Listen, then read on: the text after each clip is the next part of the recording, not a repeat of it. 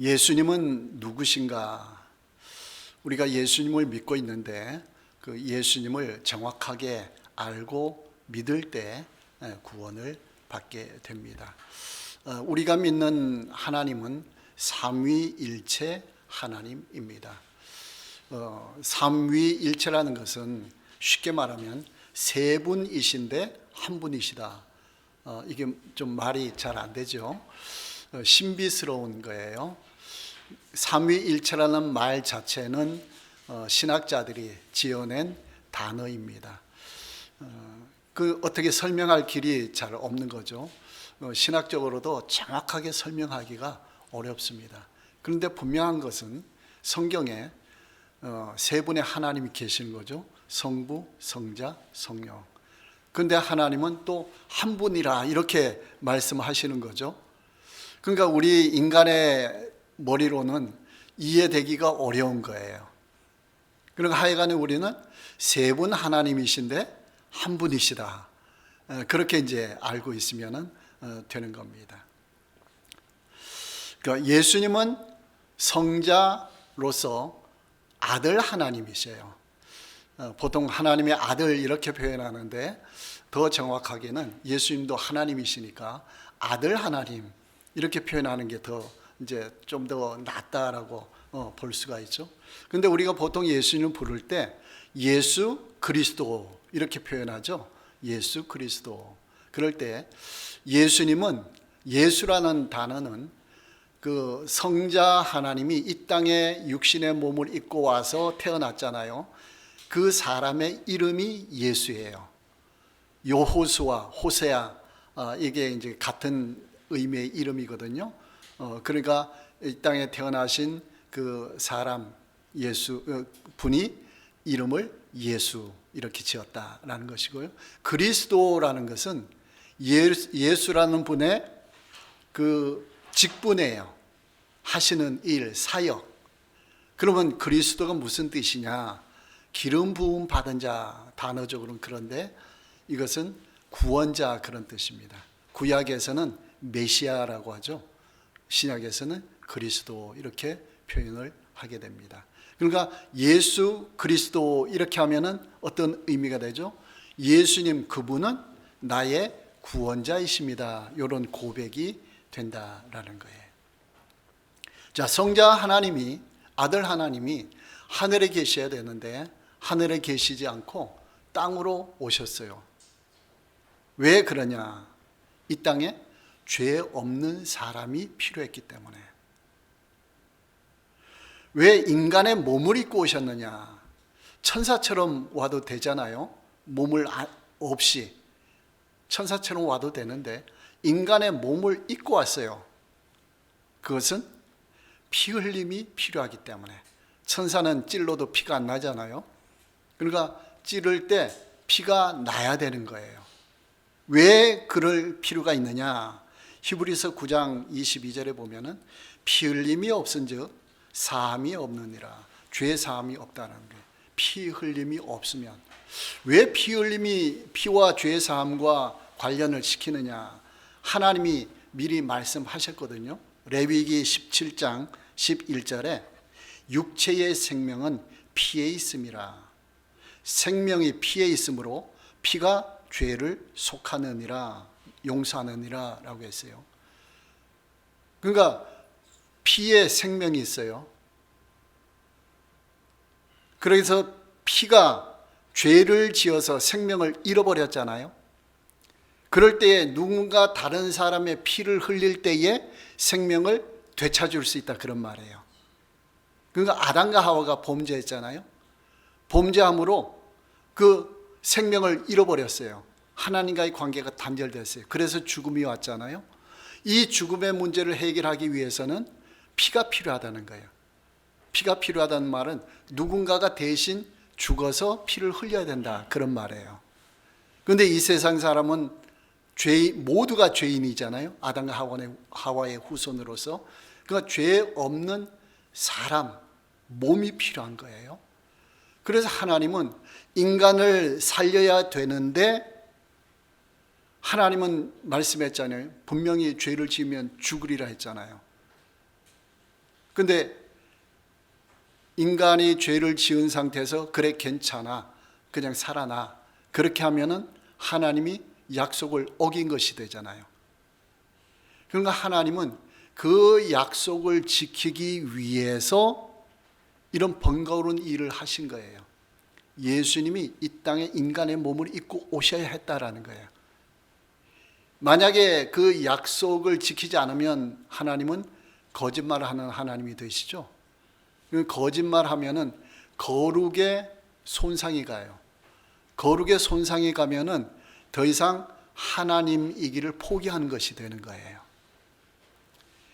그러니까 하나님으로서 거룩성, 이걸 지키고 또 인간을 사랑하는 마음, 이것을 해결하기 위한 방법은 유일하게 예수님이 이 땅에 오셔야 됐다라는 거예요. 아들 하나님이 예수님으로 인간의 몸을 입고 이 땅에 오실 때에 이 문제가 해결될 수 있다라는 거예요. 그러니까 유일한 방법이다.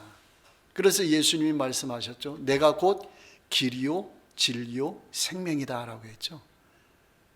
유일한 길이다 그런 말이에요. 유일한 진리고 유일한 생명이다. 너희가 생명을 찾으려고 하느냐? 죄 가운데 죽어 사망 가운데 있는데 너희가 생명을 찾으려고 하느냐? 구원을 받으려고 하느냐? 내가 이렇게 살아간 길, 십자가에서 피 흘려 죽은 길, 이것을 믿지 않고는 생명을 얻을 다른 방법이 없다. 그거예요. 그러니까 우리는 예수님을 믿어야 생명을 얻고 구원을 받는다라는 거예요. 그렇기 때문에 예수님이 이 땅에 성육신, 인간의 몸을 입고 오셔야 했다라는 거예요. 그래서 인간의 몸을 입고 올 때도 요셉과 마리아가 약혼한 상태에서 결혼하지 않은 그런 시점에서 마리아에게 성령으로 잉태됐다라고 했어요. 근데 마리아는 그 당시 처녀예요. 약혼만 한 상태고 결혼하지 않은 상태예요. 그러니까 요셉과 관계가 없는 상태에 의해서 하나님이 성령으로 잉태했다. 이 말은 쉽게 말하면 요즘식으로 말하면은 성령께서 시험관 아기로 주셨다 그런 말이에요. 시험관 시술을 한 거예요. 성령께서 특별한 역사를 일으킨 거예요. 그러니까 왜 성령으로 잉태됐다고 하느냐? 아들 하나님이시잖아요. 하나님이 인간의 몸에, 마리아의 몸에 잉태되는 거예요. 그 작업을 누가 하셨느냐?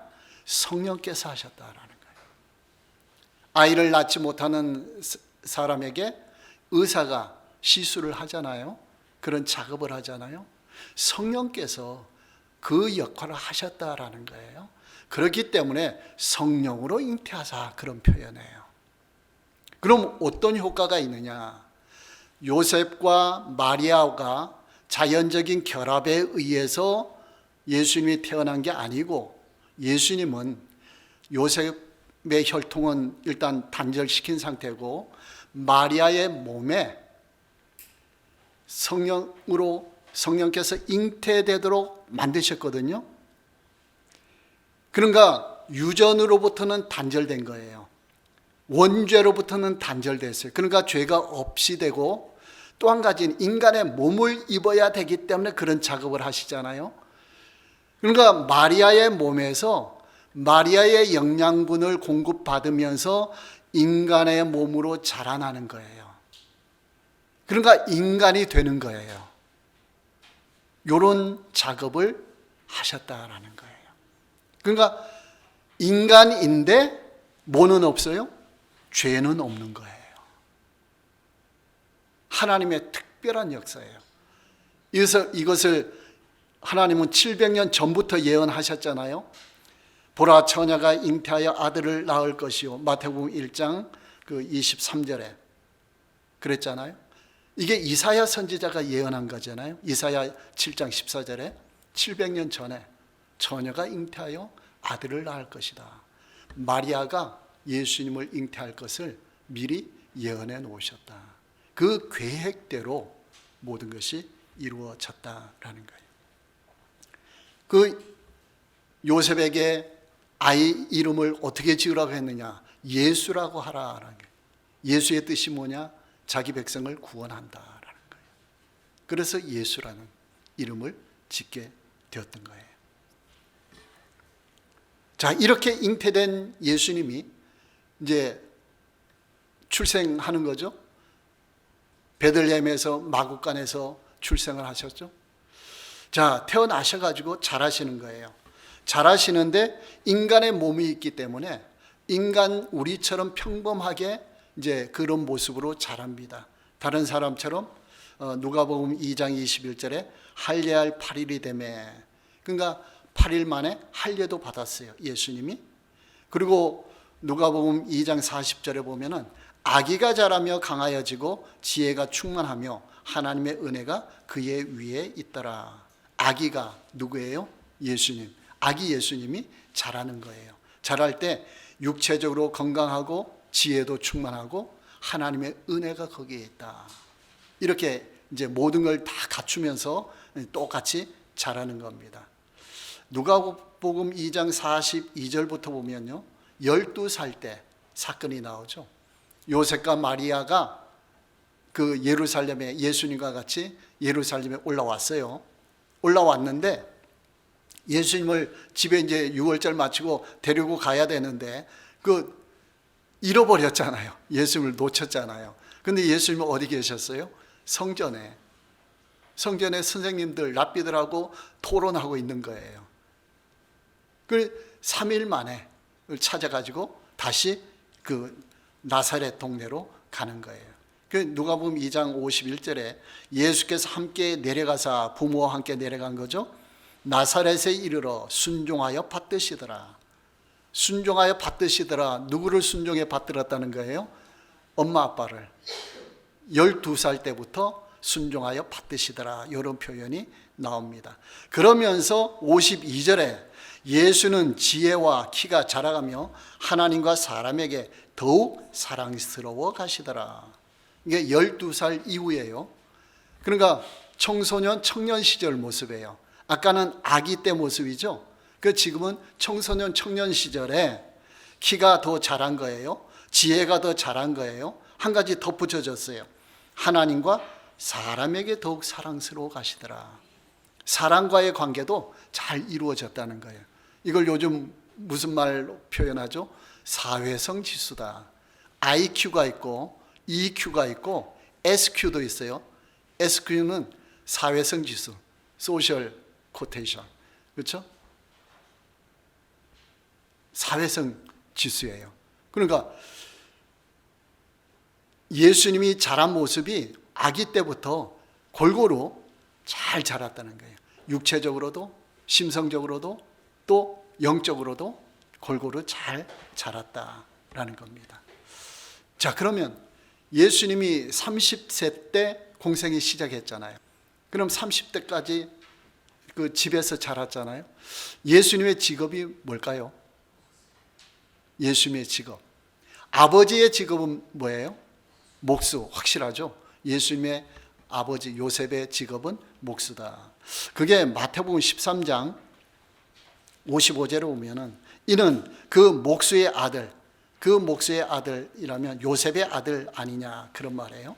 그런데 예수님의 직업이 목수라는 게 확실한 게 마가복음 6장 3절에 보면요, 이 사람이 마리아의 아들 목수가 아니냐라고 했어요. 그 예수님은 30대까지 직업이 뭐였다는 거예요? 목수 일을 했다는 거예요. 아버지 목수고 아들로서 목수 일을 했다. 그런데 희한하게 성경에 보면은 요셉이, 아버지 요셉이 12살 이후에는 이름이 등장하지 않아요. 십자가에 못 박힐 때조차도 마리아는 등장하는데, 형제들은 등장하는데 아버지 요셉은 등장하지 않아요. 그래서 이제 추측하는 거예요. 12살 이후에 어느 시점에 요셉이 일찍 죽지 않았을까. 이제 그렇게 이제 추측입니다. 이거는. 그렇게 이제 추측하는 겁니다. 자, 예수님은 맏아들이에요. 그러니까 아버지의 그 직업을 이어서 목수 생활하면서 가게를 이끌어 가셨다. 동생들이 몇 명인지 아세요? 예수님의? 남동생이 4명, 누이들 그랬으니까 여동생이 최소한 2명이에요. 그러니까 총 최소한 몇 명이에요? 몇 형제 자매예요? 7. 7남매 형제 자매예요. 그러니까 대가족이죠. 그 당시엔 또 자녀들 많이 낳았으니까 이 가족을 이끌어 가는 거죠. 그러니까 예수님은 목수 생활하면서 가정을 이끌어 갔다. 순종하여 받드시더라 했잖아요. 이거는 가정에 충실하게 일을 하셨다. 여기까지 모습은 우리와 평범한 모습 그대로 생활을 하셨다라는 거예요. 그 예수님이 나중에 공생애 사역할 때 그 형제들은 잘 몰랐어요. 예수님에 대해서. 그래서 불신하기도 하고 막 그랬거든요. 근데 마가 다락방, 오순절 성령 강림 때 마가 다락방에 가면은 마리아도 있고, 엄마 마리아도 있고, 동생들도 거기 아우들도 있었다라고 했어요. 그 아우들 전부가 갔는지 몇 명만 갔는지 몰라도 최소한 2명은 갔어요. 아우 2명. 누굴까요? 야고보와 유다. 야고보는 야고보서 지은 사람이에요. 성경. 유다는 유다서를 지은 사람이에요. 예수님 동생이에요. 그러니까 최소한 그 2명은 오순절 성령 강림 때 있은 거예요. 그 성령 충만했죠. 그러니까 야고보는 예루살렘 교회의 중심 역할을 하는, 최고 리더 역할을 하는 그런 일을 이제 했습니다. 자, 30세가 되었습니다. 공생애 이제 하시는데 공생애 기간이 몇 년인지 아세요? 3년 정도.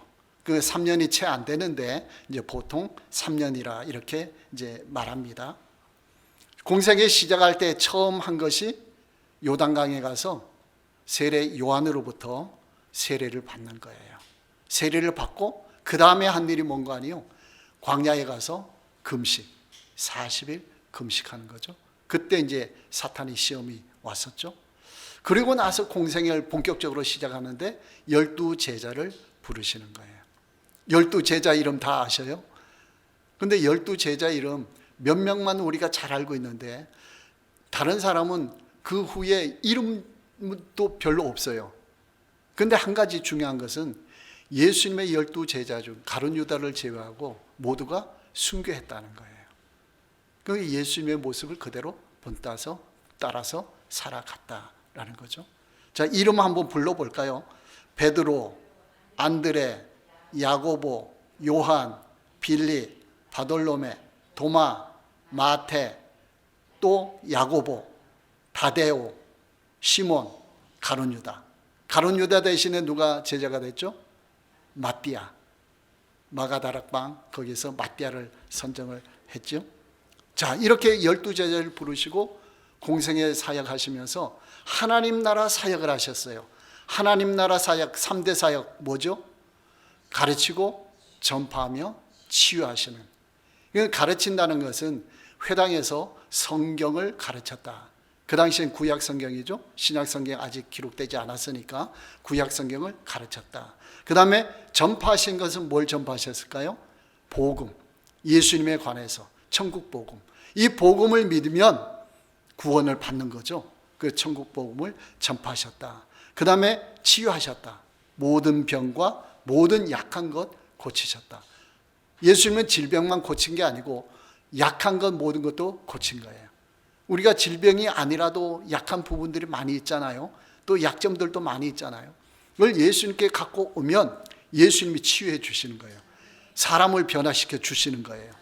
악한 사람도 착한 사람으로 만들어 주시고 약한 사람도 막 그 강한 사람으로 만들어 주시고 뒷전에서 그냥 따라다닌 사람이 앞장서도록 만들어 주시고 누가 하셔요?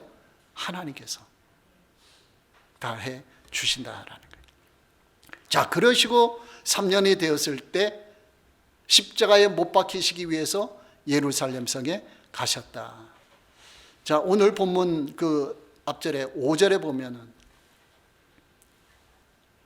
마태복음 21장 5절에 시온 딸에게 이르기를 내 왕이 내게 임하나니 그는 겸손하여 나귀 곧 멍에 매는 짐승의 새끼를 탔도다라고 했어요. 나귀를 타고 예루살렘에 들어가셨어요. 보통 뭘 타고 가야 되죠? 말을 타고 가야 돼요. 화려하게 가는 거죠. 말을 타고. 근데 나귀, 그것도 새끼 나귀를 타고 가셨다라는 거예요. 이거 왜 그랬다고 그랬어요? 예수님이 겸손하셨다.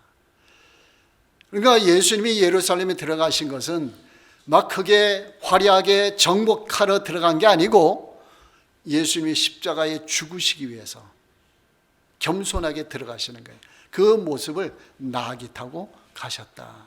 이게 500년 전에 이미 스가랴 9장 9절에 예언해 놓았어요. 나귀 타고 가신다고. 그러나 예수님은 그 예언대로 구약 성경을 그대로 이루시면서 살아가셨다라는 거예요. 자, 갈 때에 나귀 타고 할 때에 제자들이 겉옷을 안장 삼아 막 그 나귀 위에 얹어줬어요. 그리고 예수님이 거기 타셨어요. 타시고 다른 사람들, 무리들은 겉옷을 길에다 막 깔아줬어요. 깔아주고 또 어떤 사람들은 나뭇가지를 베어서 길에다 또 펴주기도 하고 사람들이 소리를 질렀어요. 호산나 다윗의 자손이여라고 소리 지르면서 약 2km 되는 거리를 1km 되는 거리를 가시는 거예요. 예루살렘 성으로 이제 향해서 가시는 거예요. 호산나 무슨 뜻인 거 아니에요? 우리를 구원하소서 그런 말이에요. 다윗의 자손이여 그 말은 무슨 뜻인 거 아니에요? 메시아여 그런 말이에요. 구약 성경에 메시아가 다윗의 후손으로 오신다 했죠. 그 말을 따라서 다윗의 후손 메시아여 우리를 구원하소서 그렇게 지금 부르짖고 막 환호하고 있다라는 거예요. 그런데 예수님은 예루살렘에 가셔서 육체적인 구원, 그들이 구원하소서 이 말은 무슨 뜻이었을까요? 로마로부터 구원시켜 주십시오 그런 말이었어요. 근데 예수님이 가서 아니 그런 일은 안 하고 십자가에 못 박히거든요. 그러니까 사람들이 돌변한 거예요. 우리가 막 환호해주고 기대했는데 기대와는 전혀 다르거든요. 그냥 십자가에 그냥 못 박혀 죽거든요. 약하게 붙잡혀서 막 고문당하고 막 그러거든요. 그걸 보고 우리가 속았다. 십자가에 못 박아 죽여버리십시오. 막 또 이렇게 해버린 거예요. 그러니까 자기 기대와 안 맞으니까 또 그렇게 변한 거예요. 그런데 하나님은 이렇든 저렇든 어때요? 하나님의 뜻에 따라 길을 걸어가고 있는 거예요. 예수님이 가야 할 길을 걸어가는 거예요. 그런데 이미 이사야서 53장에 다 예언해 놨어요. 2절부터 보면요. 고운 모양도 없고 풍채도 없은즉 우리가 보기에 흠모할 만한 아름다운 것이 없도다. 5살의 촌동네 사람, 목수 생활했던 사람, 그 제자들은 갈릴리 어부 출신들. 그러니까 완전히 도시 서울에 와가지고 보니까 완전 촌 사람이거든요. 그건 무시해버린 거죠. 고운 모양이 없는 거예요. 멸시를 받아 사람들에게 버림받았으며 강고 고생을 많이 겪었으며 질고 고통을 아는 자라. 그런데 그가 찔림은 우리의 허물 때문이요 그가 상함은 우리의 죄악 때문이라. 그가 징계를 받음으로 우리가 평화를 누리고 그가 채찍에 맞음으로 우리는 나음을 받았도다. 누구 때문이냐? 우리 때문이다. 예수님이 겟세마네 동산에 붙잡힐 때 뭐라고 말씀하셨죠? 천사 12군단을 보내가지고 저 무리들을 다 무찌를 수가 있다. 그러나 그렇게 되면 하나님의 뜻이 내가 이 땅에 온 목적을 이룰 수가 없다. 나는 십자가에 못 박혀 죽기 위해서 이 땅에 온 것이야. 그러면서 붙잡히시거든요. 그 예수님은 그 길을 걸어 가셨다라는 거예요. 우리는 다 양 같아서 그릇 행하여 각기 제 길로 갔거늘 여호와께서는 우리 모두의 죄악을 그에게 담당시키셨도다. 우리 모든 것을 예수님께 담당시키셨도다. 그래서 예수님은 십자가에 죽으시면서 뭐라고 말씀하셨죠? 다 이루었다. 내가 이 땅에 온 목적을 나는 다 이루었다. 세상 사람들은 어떻게 조롱하고 어떻게 비난하고 어떻게 보든지 상관없다. 나는 내 목적을 다 이루었다. 그러면서 운명을 하신 거예요. 그러니까 예수님은 우리 인간의 모든 허물, 약함, 이걸 짊어지신 거예요. 질병도 짊어지시고 멸시, 천대, 버림받음, 슬픔, 고난, 고통, 허물, 죄악, 이 모든 것을 짊어지시고 십자가에 달려 죽으셨다라는 거예요. 그 예수, 하나님 편에서는 모든 걸 다 이루어 놓으셨어요. 그러니까 우리가 이 예수님을 믿으면 우리를 위해 해 놓으신 모든 것이 우리 것이 되는 거예요. 내 것이 되는 거예요. 우리의 약함이 있나요? 이 시간에 예수님 믿으시기 바랍니다. 그건 강함으로 변한 거예요. 우리에게 질병이 있나요? 이 시간 십자가에 달리신 예수님을 믿으시기 바랍니다. 십자가의 보혈이 치유해 주시는 거예요. 우리에게 허물과 죄악도 예수님의 보혈을 믿을 때에 우리를 씻어 주신다라는 거예요. 이럴 때에 우리에게 생명이 있는 거예요. 용서가 있고 치유가 있고 평화가 있고 사랑이 있고 이런 것이 우리에게 주어지게 된다라는 거예요.